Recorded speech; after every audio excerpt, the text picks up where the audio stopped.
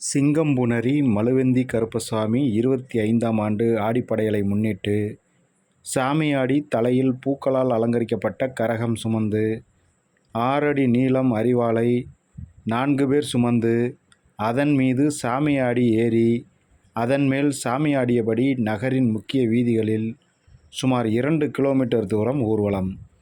சிவகங்கை மாவட்டம் சிங்கம்புணரி கீழத்தெருவில் உள்ள மழுவந்தி கருப்பசாமி கோவில் ஆடிக்களரி திருவிழா ஆண்டுதோறும் விமர்சையாக நடைபெறும்.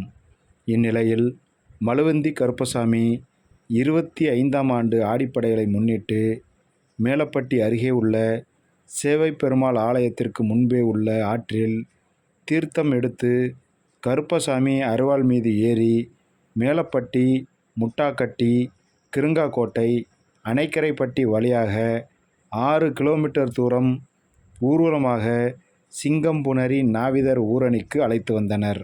அங்கு மரத்தடியில் சூலாயுதமாய் வீற்றிருக்கும் சுவாமிக்கு பூஜை செய்து பின்னர் சாமியாடி பூக்களால் அலங்கரிக்கப்பட்ட கரகம் எடுத்து தலையில் வைத்து 4 பேர் சுமக்கும் 6 அடி நீளமுள்ள 2 அரிவாள்கள் மீது ஏறி அதன் மேல் சாமியாடியபடி முன்னே செல்ல, பின்னால் பெண் பக்தர்கள் பால்குடம், தீச்சட்டி எடுத்து திண்டுக்கல் காரைக்குடி சாலை, பெரியகடை வீதி வழியாக நகரின் முக்கிய வீதிகளில் வலம் வந்து கீழத்தெருவில் உள்ள மழுவந்தி கருப்பர் கோவிலை வந்தடைந்தனர்.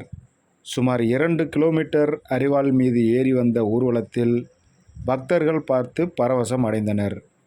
நிகழ்ச்சி ஏற்பாடுகளை பிள்ளையார்பட்டி, வேங்கைப்பட்டி, பிள்ளையார் நத்தம், பிரான்மலை பகுதிகளைச் சேர்ந்த மருத்துவ சமுதாயத்தைச் சேர்ந்தவர்கள் செய்திருந்தனர்.